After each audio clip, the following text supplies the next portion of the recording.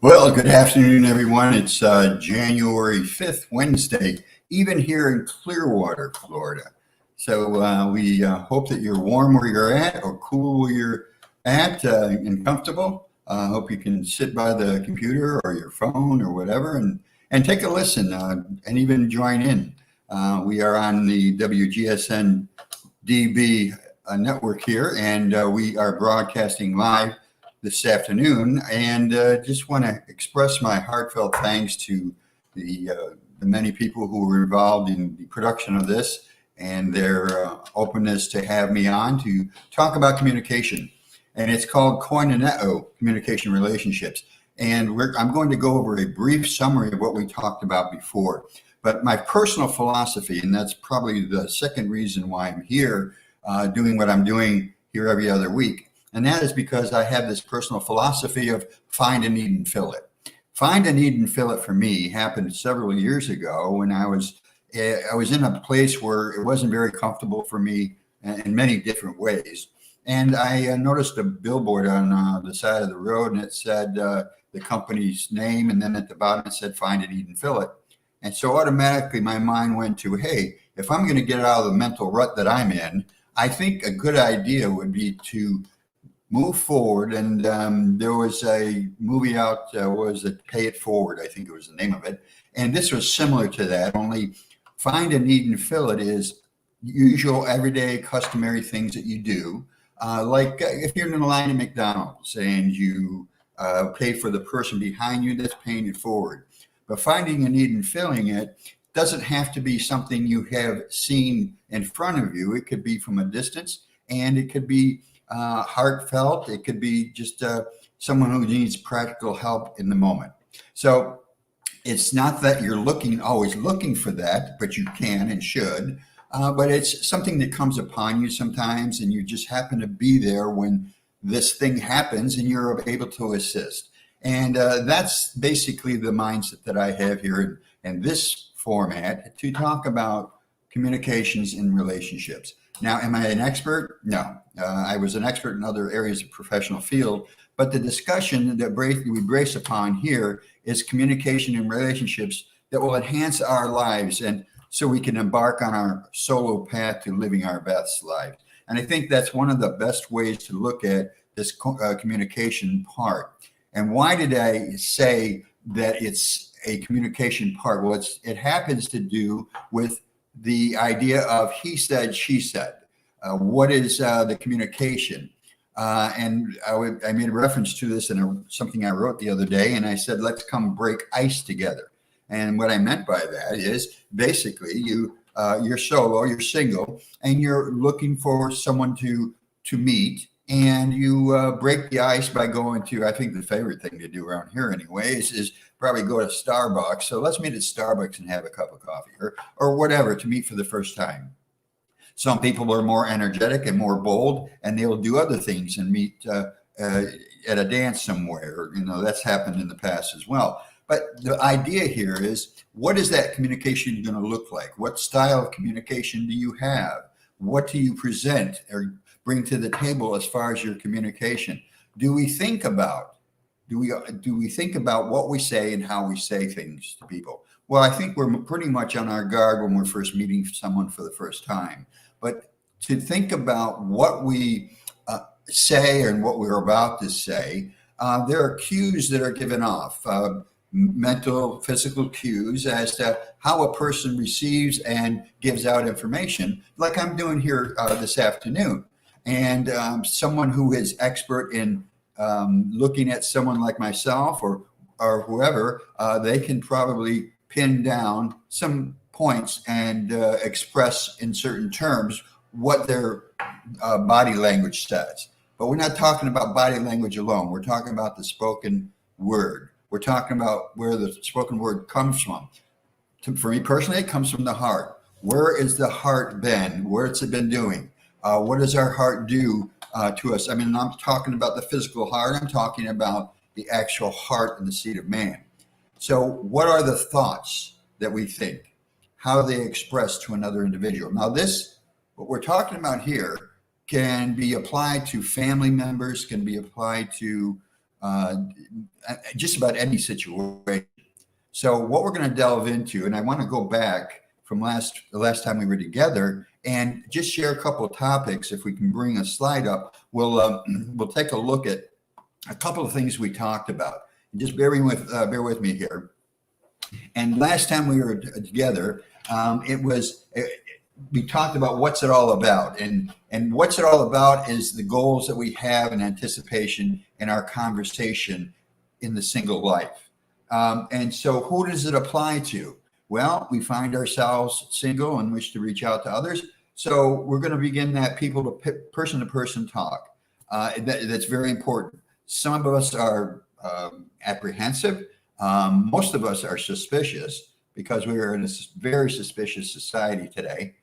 And our open conversation, hopefully, would be in more of a freestyle talk rather than a suspicious atmosphere or thought life. And this casual, informative approach to think about our own style of communication is a great way to calm the waves that are in your stomach, so to speak, as to how you communicate with another person. Do we really think about how we sound to other people in our conversations?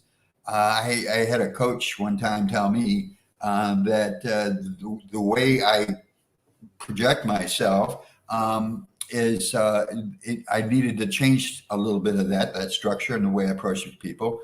And I got to thinking about that later on. So I asked myself, do I have a bias in communicating with certain people? Do I have a bias towards women and how I speak to a woman or to children and even men? Do we talk to men differently when we talk to women? I would say so. I think that's a given. And then why are we here? Well, many of us find frustration in that first conversation. The first conversation, like I said, is let's break some ice together. Let's warm up the water so that we can be a little more relaxed in our conversation. How many times have you tried as a single person when you want to meet someone, you're anxious, they're good looking to you, or something appeals to you about them, and so you start talking to them, and it may be frigid all the way along because there are some preconceived notions and there's some preconceived ideas and thoughts. So what we're doing here is just sharing with you some of the things to watch out for or to discuss. You can openly converse with us online here. Just type in a question, I'll gladly respond. And so we take a look at these pitfalls and common misunderstandings in those pitfalls and some of the disaster signs that we should be looking for in the single life.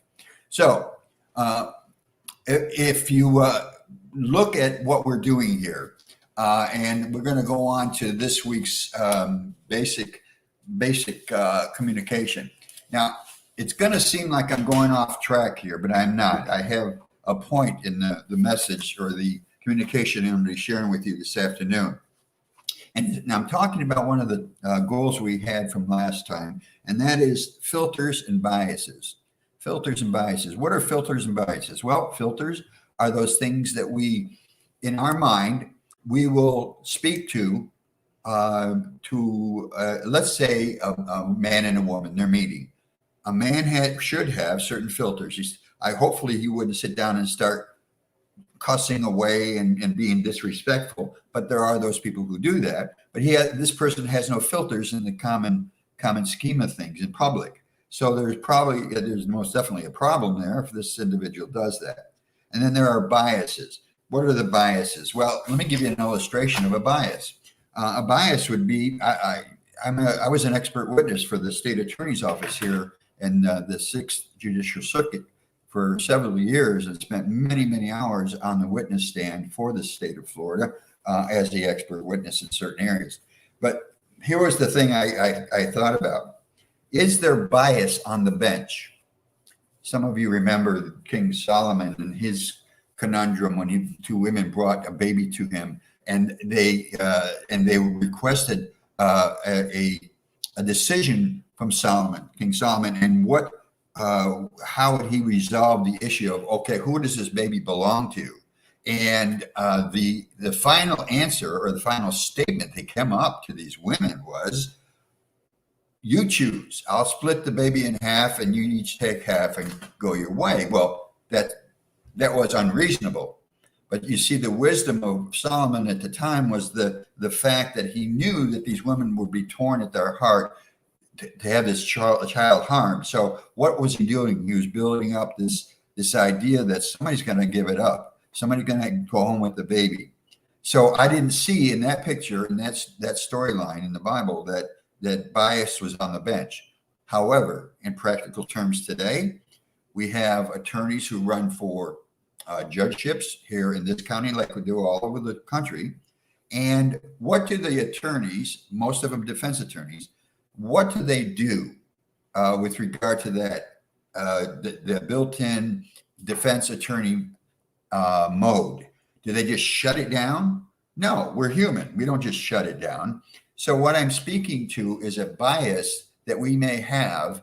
Well, in this case, it would be a judge who was once a defense attorney. And I used to joke with one of the judges here who allowed me to joke with him in this regard. I said to him, you know what the difference between an attorney and a judge is? He said, no, what? I said, well, you just turn them inside out and they wear a robe. And it wasn't that particularly funny, but the idea was, and I was talking to him seriously though, and I said, how much bias do you think is involved in the court judicial system? And he wouldn't answer me because he didn't want to put any dark clouds over his the men and women who worked with him. But the idea is here that how do you not take away from a profession like being an attorney, a prestigious officer of the court position, and say to that person, okay, now you're a judge, you have to be unbiased. How do you be unbiased with a situation like that? Unless you intentionally move the marker for your bias, it's not gonna change. Now, I can't speak to all judges. I can't speak to any of them. However, that's the illustration I use here today. So with that in mind, let's delve into that. What biases do you carry to the table? Let's use myself, for example. It's better to use myself in this example. Let's say I was recently divorced and I have this whole thing of being this awkward idea of going out and dating, number one, and then meeting someone, and because of my situation, there may have been in my recent past this anger, this frustration over how everything worked out.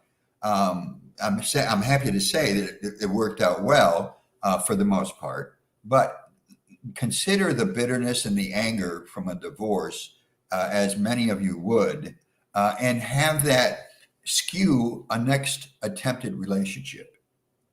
It's unfathomable to me that we wouldn't carry that with us.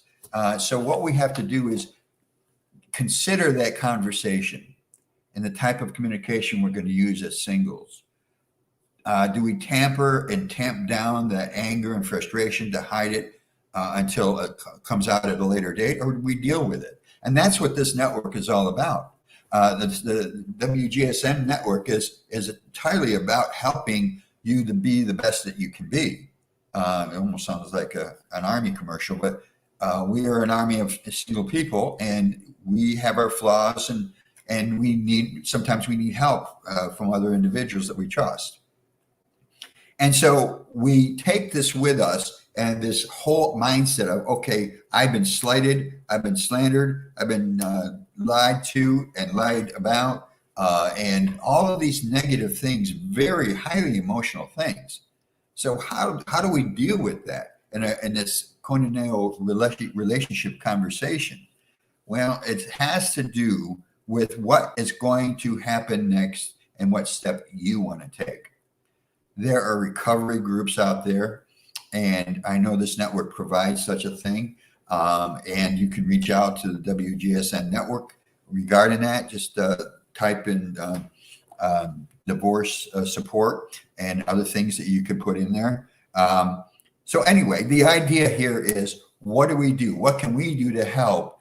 Not in a professional counseling way, but in a supportive way, that you can connect with one of us here at WGSN. And most of it's absolutely free. We're here to help one another. The only cost would be is if we go on if we schedule a travel event or something, then you would pay your own way, obviously. But there are groups you can join that are minimal cost, but you can always talk to someone, and that's always free. Yes, and the idea of more information on the screen here, if you have the next slide, that would be great.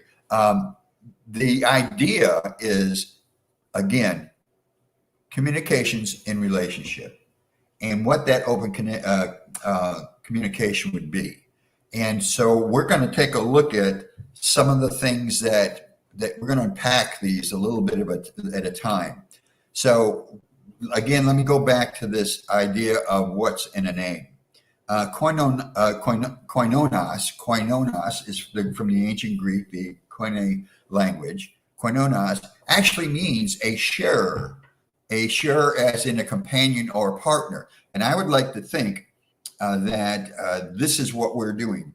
Even though I'm using an ancient language word, the Koine Greek, which was highly developed during the 3rd and 4th century in the Byzantine area of history, and it was used during as a common language during the time of when Jesus Christ walked the earth. So it is very precise. But what I've taken out of that when I've studied it, there were these words that pop out at me, and this happens to be one of them that really fits together well for the title and the thought of what this program is about. And as a side note, if you ever want to communicate with me, my email address is up on the screen. It's called my email address is hipmonkey466@gmail.com. Now, every time I give that out to a vendor somewhere, the customer service girl would giggle and laugh. I said, I'm not a hip monkey. That's just what I chose. So anyway, so let's get involved and buckle down here and talk about some things that some notes that I have here that I wanted to share with you today. One of the things that comes up, and I found this to be true in my professional life as a deputy sheriff, and I had spent those many hours on the witness stand. I kept on bumping up against a push against the evidence that I was about to present to the court. It was very important evidence to find someone, as a jury would find someone guilty, only it was in the form of verbal testimony from me. So my credentials as an expert were qualified by the courts for me to sit on that witness stand. However, what I was not prepared for at the time was the idea of the pushback from the defense community and how they would push back. And what I found out was when I went to college I went to Indiana University to study some of this communication that I'm sharing with you. And my professor, by the way, happened to be the inventor of the breath machine that we now use, Dr. Robert Borkenstein from Indiana University at Bloomington campus. So here's what basically what he said.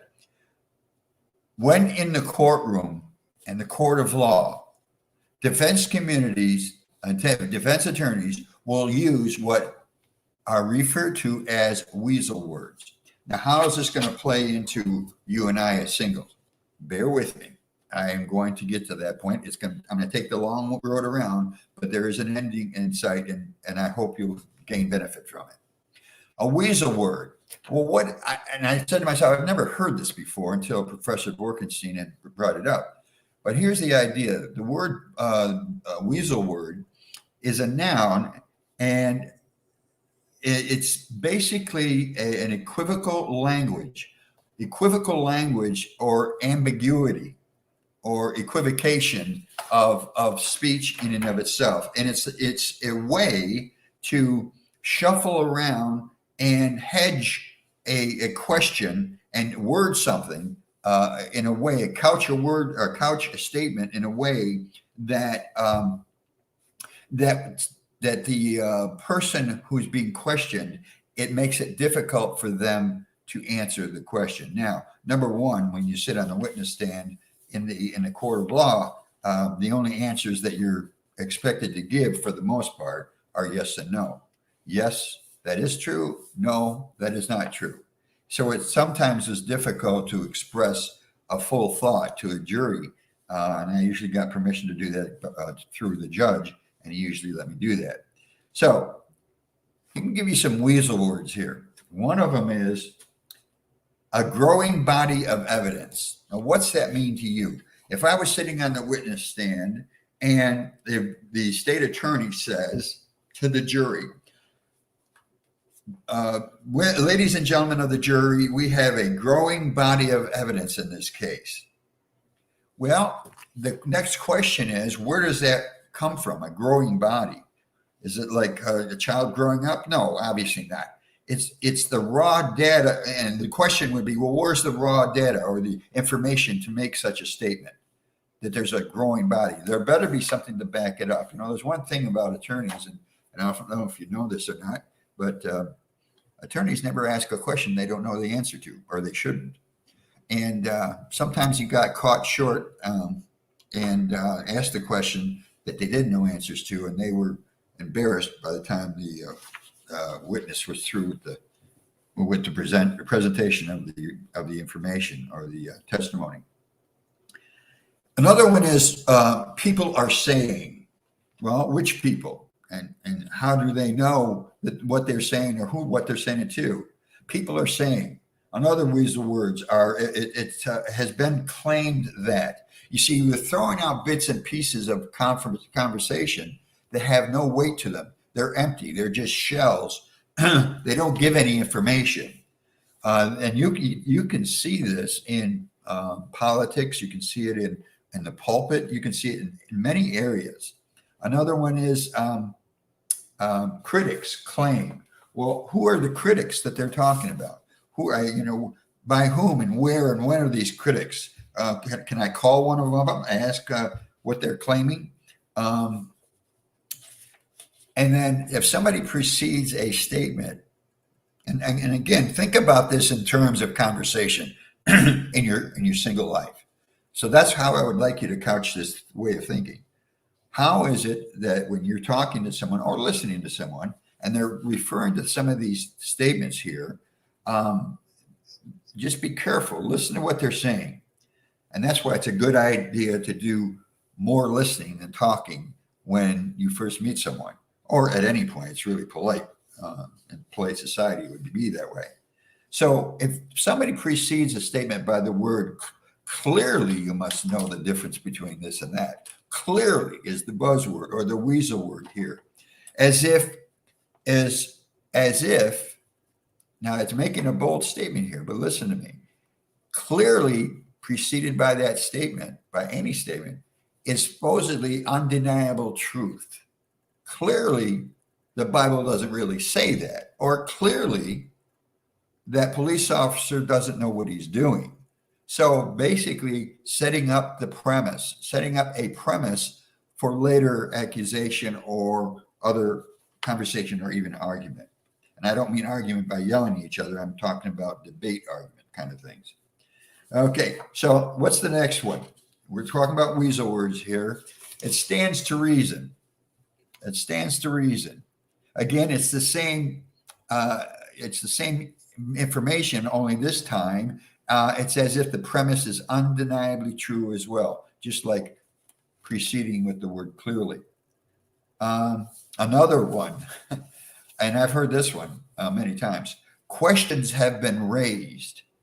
If a sentence is begun by that, what it does is it implies a fatal flaw that has been discovered.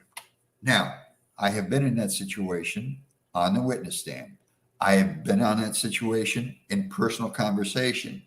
Questions have been raised about something you said while you were a deputy or while you were a police officer, or questions have been raised about your ability to do such and such. Yes. If we're ready, we're ready. We can go ahead and do that if you want. 26.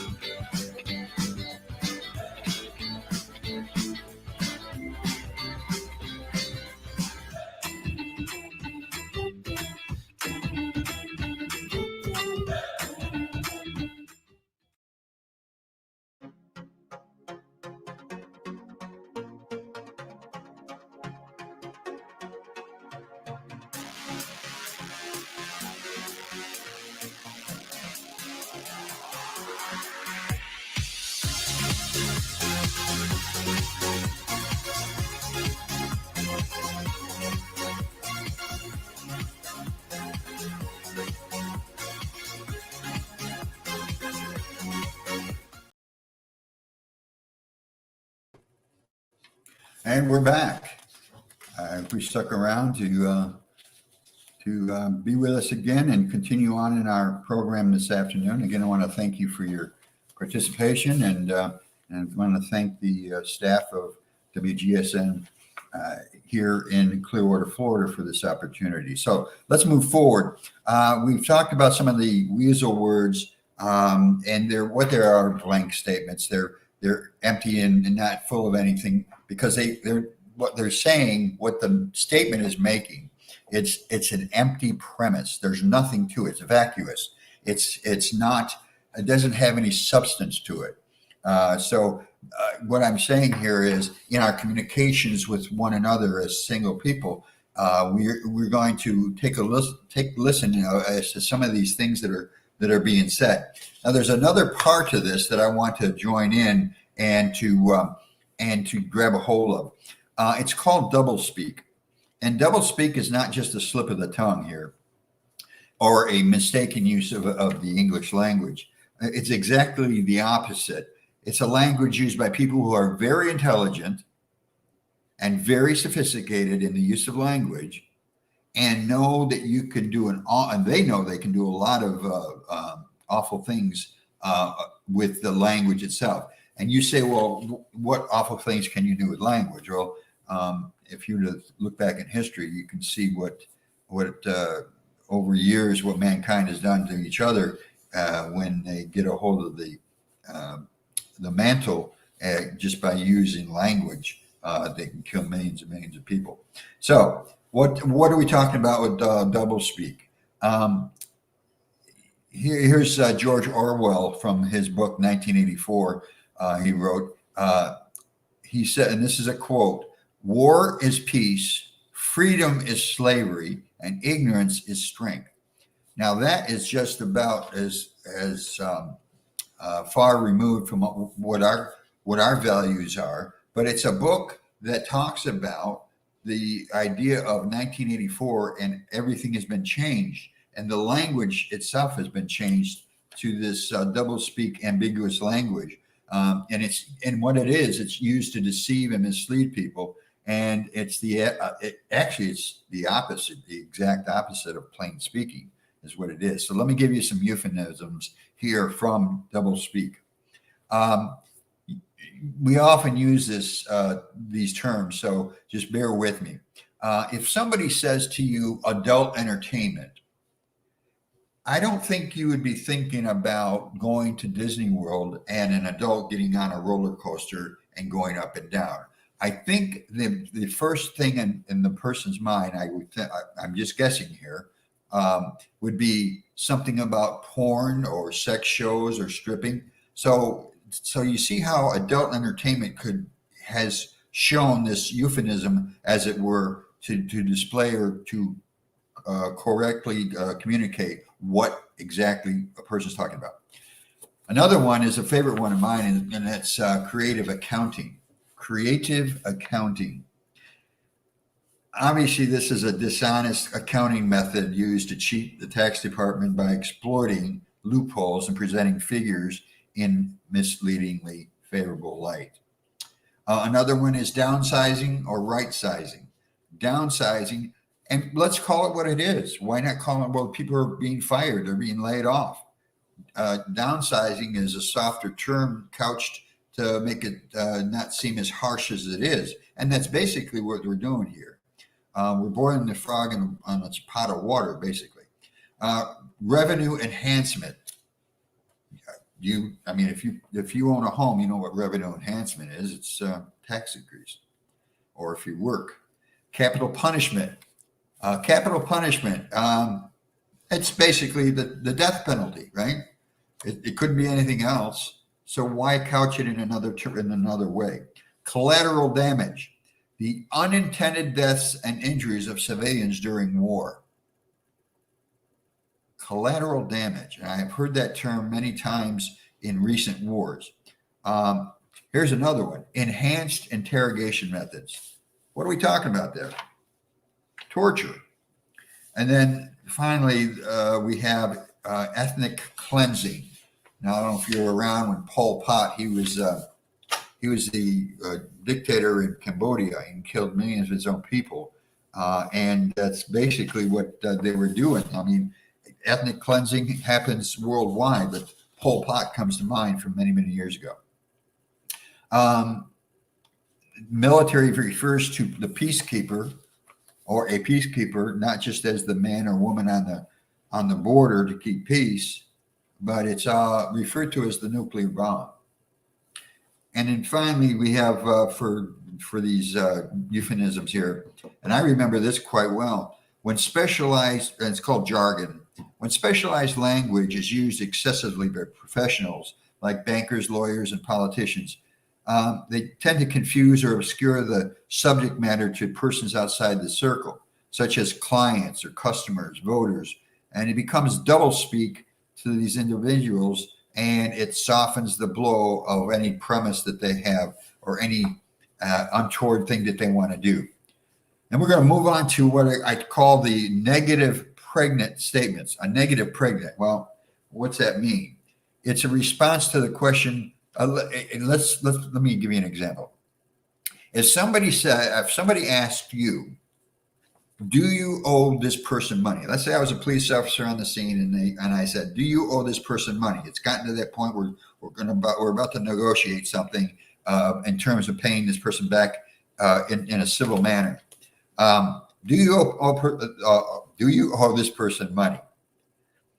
And a possible reply would be something like this. And I've heard this a number of times. I do not owe this person $1,000. Now, the inflection in my voice would imply that you might owe them $500 or maybe even $1,500. See, the ambiguity of speech is going to give us a different answer to the real answer to the true question. Do you owe this person money? So sometimes people will lessen the blow by using this ambiguity kind of talk. And then there's another thing called thought terminating cliche. This is a very lazy statement that is used to shut down a discussion or debate and get you to stop thinking and stop asking questions. And basically what it is they're commonly used by intellectually lazy or intellectually dishonest people, especially when they're cults, New Age religions, and spiritual circles, when they don't have a good answer to your question or a valid counter argument to your point. And one statement I recall, and I talk to people all the time about where they are in their spiritual life, and they'll give me their answer, and then they'll explain their position, and they'll say something like this: "It is what it is. It is what it is." And basically, what they're doing is shutting down. They're shutting down the conversation with that term or with those words. I've had this happen to me personally in the distant past. When I've asked a valid question or I challenged maybe a person of importance, and I start questioning them, they will come out with this statement: "Oh, that's just your ego talking." Okay, maybe it's my ego, maybe not. Or they might say to me, "You think too much." I've had that happen. And you're entitled to your opinion. So these are just some of the things. So let me tie this together because I know it's getting long here. But let me stop here. I just want to cover a couple of things under an argument. And again, it's not the argument where you're going to, it leads to fisticuff and you're going to fight. It's an argument you may have in a discussion or a heated discussion where you're countering back and forth. And a person will say, I'm entitled. I have the right to my opinion, or I'm entitled to my opinion. So a person, they get to a boiling point and they say, okay, they'll ask, "Are you mad?" Why would they do that? That's a way of shutting down the conversation or changing the topic. Or another word would be whatever. But they say it in a way that it doesn't.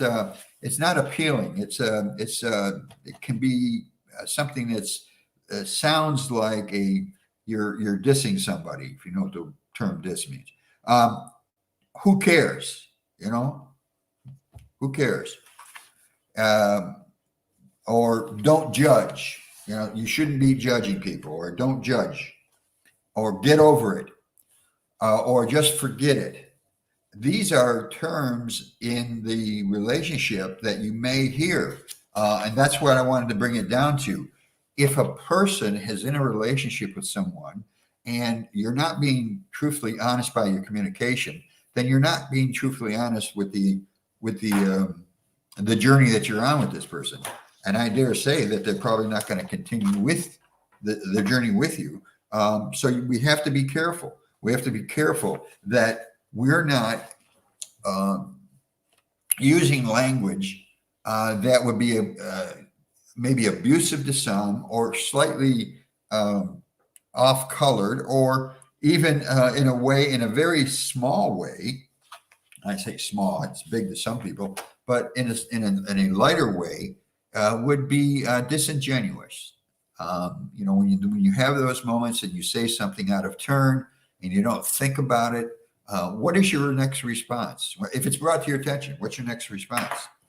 Well, that's up to you. What's in your heart and mind with this person? What kind of relationship do you want to have with them? So this whole idea of communication has gotten to where we take it from society as to these weasel words And we even use them ourselves in our daily conversations. And if we're not careful, it shuts off the communication. And that's my whole point here today.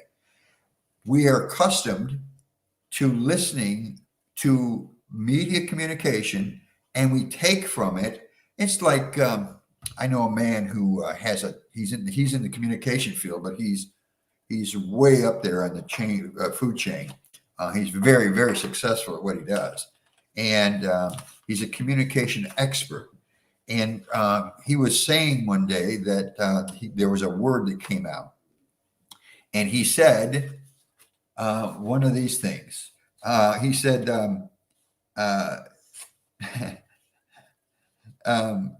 that his daughter came up with a word that explains some of the concepts of communication. She called it deepity, deepity, deepity. And what deepity is a statement that sounds deep and profound, but is actually very trivial and meaningless, which I thought was a great way to look at it. Call on the teenagers to help us think things through here. So what's an example of a deepity statement? A deepity statement would be, love is just a word. Yeah, on one level, that's true. Love is just a word, but you could say that about just anything. Death is just a word, or a word is just a word. Another example would be, everything happens for a reason. Oh, that's complex and deep, but it has no meaning, or there's no substance to it. Beauty is only skin deep. Age is just a number. I've heard that all the time, or hear that all the time. Age is just a number. Or deepities are also known as pseudo-profound baloney. So I cleaned that up, but you know what I'm talking about. So what we're saying here is, how are we on time? What I'm saying here is the things that I've talked about in this idea of doublespeak and about the weasel words, there is a glimmer of hope in there that I hope someone has listened and say, hey, I've heard these terms before, and how do I go about going through? Thank you for the time's up. And what do I do? How can I understand, or help me understand? You can reach out to me or to CC Schatz here at the network. I can, if you want to do a one-on-one on the phone or whatever, that's fine. I'm open to that. But just remember, all calls are serious to me. I mean, I take them very seriously, and I'm here to help and to help people understand what's going on around them in the single world. So this is the way I work. This is the way I run. I look for the next opportunity to fill a need, find a need and fill it. And this is what I'm all about. So this was he said, she said, not Sheila, she said, shed. He said, she said, Koinoneo, thank you, Koinoneo Relations Communications. And I'll tell you what, it's a joy every time I speak and talk. So if you want to communicate with us, my email is up on there, and you can always give us a shout by email. And I want to thank again WGSN and its staff. And be sure to connect with us at goingsolomedia.com and Go Solo Network. That we provide a lot of different features in here that help the divorce recovery. And it's 2 weeks from today. We'll be back on a Wednesday, and I believe it's at 4:00. So we're going to say goodbye. Yeah, it's 4:00 on Wednesday, and it'll be on Facebook and YouTube again. So I want to again thank everyone for listening, for those of you who participated, and keep it real. Keep the conversation real. Keep it down to earth, and have it come from your heart. And hopefully your heart is such at a time in your life that you are ready to step out and meet the one that you're looking for. And that's what I hope for you and for your best. So I want to say good afternoon, and you take it from there.